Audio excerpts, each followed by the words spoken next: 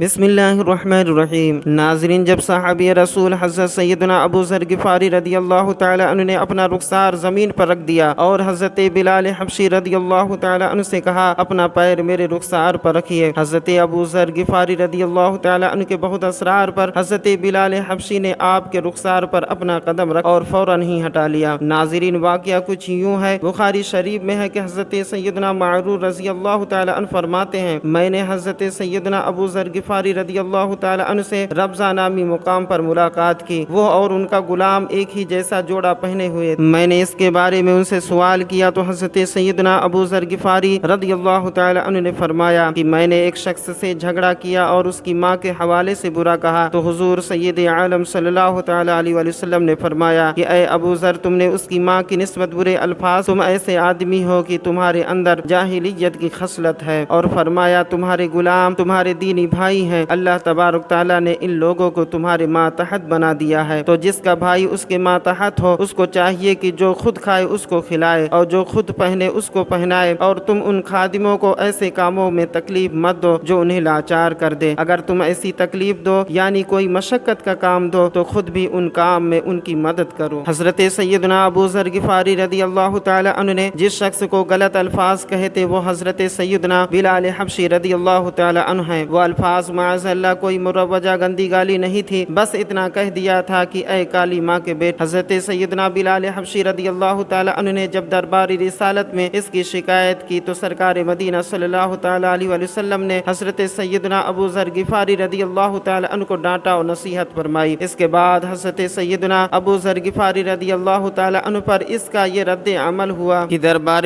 رسالت کی ملامت سن کر فوراً ہی حضرت سیدنا ابو ذر غفاری رضی اللہ تعالی عنہ حضرت سیدنا بلال حبشی رضی اللہ تعالی عنہ کی خدمت میں ندامت کے ساتھ حاضر ہوئے اور ایک دم ہی اپنا حسین رخسار یعنی گال زمین پر رکھ کر انتہائی ندامت کے ساتھ روتے اور گڑ گڑاتے ہوئے کہا، اے بلال، جب تک تم اپنا قدم میرے اس رخسار یعنی گال پر نہیں رکھو گے میں اس وقت تک اپنا یہ چہرہ ہرگز زمین سے نہیں اٹھاؤں گا۔ حضرت سیدنا ابو ذر غفاری رضی اللہ تعالی عنہ کے شدید اسرار سے مجبور ہو کر حضرت سیدنا بلال حبشی رضی اللہ تعالی عنہ نے اپنا قدم سیدنا ابو ذر غفاری رضی اللہ تعالی عنہ کے مبارک چہرے پر رکھ کر فوراً ہی ہٹا لیا اور حضرت سیدنا ابو ذر غفاری رضی اللہ تعالی عنہ کو معاف بھی کر دیا۔ معزز حضرات، علامہ قسطلانی نے اس واقعے کے بارے میں یہ بھی تحریر فرمایا ہے کہ حضرت سیدنا ابو ذر غفاری رضی اللہ تعالی عنہ نے یہ آر یعنی غیرت دلانے والی بات حضرت سیدنا بلال حبشی رضی اللہ تعالی عنہ کے لیے اس وقت کہی تھی جبکہ حضرت سیدنا ابو ذر غفاری رضی اللہ تعالی عنہ کو اس قسم کے الفاظ کی حرمت یعنی حرام ہونے کا علم نہیں ہوا تھا، ورنہ حضرت سیدنا ابو ذر غفاری رضی اللہ تعالی عنہ جیسے پیکر تقوی و پرہیزگاری سے ایسی بات کا تصور بھی نہیں کیا جا سکتا۔ اسی لیے حضور سید عالم صلی اللہ تعالی علیہ وسلم نے صرف یہ الفاظ کہہ کر ان کی ملامت فرمائی کہ تمہارے اندر ابھی جاہلیت کی خصلت باقی ہے، اور ڈانٹ ڈپٹ بھی ان کے بلند مراتب کی وجہ سے ہوئی کہ اتنے بڑے آدمی کو زبان سے اتنی چھوٹی اور گری ہوئی بات نہیں نکلتی۔ حضرت سیدنا ابو ذر غفاری رضی اللہ تعالیٰ عنہ بہت ہی قدیم الاسلام صحابی ہیں، یہاں تک کہ بعض علماء کرام کا قول ہے کہ اسلام قبول کرنے میں باہری غیر حجازی صحابہ کرام علیہم الرضوان کے اندر آپ رضی اللہ تعالیٰ عنہ کا 5واں نمبر ہے۔ آپ رضی اللہ تعالیٰ عنہ کے مسلمان ہونے کا پورا حال بخاری شریف میں مفصل مذکور ہے۔ آپ رضی اللہ تعالیٰ عنہ کے ایمانی جذبے کا حال یہ تھا کہ قبول اسلام کے بعد چند دن تک بلند آواز سے روزانہ مجمع کفار میں اپنے اسلام کا اعلان فرماتے اور کفار مکہ آپ رضی اللہ تعالی عنہ پر ٹوٹ پڑتے اور اس قدر مار پیٹ کرتے کہ آپ رضی اللہ تعالی عنہ لہو لہان ہو کر بے ہوش ہو جاتے، مگر جو ہی ہوش آتا آپ اسلام کا اعلان پھر فرماتے، اللہ عز و جل کی ان پر رحمت ہو اور ان کے صدقے ہماری بے حساب مغفرت ہو۔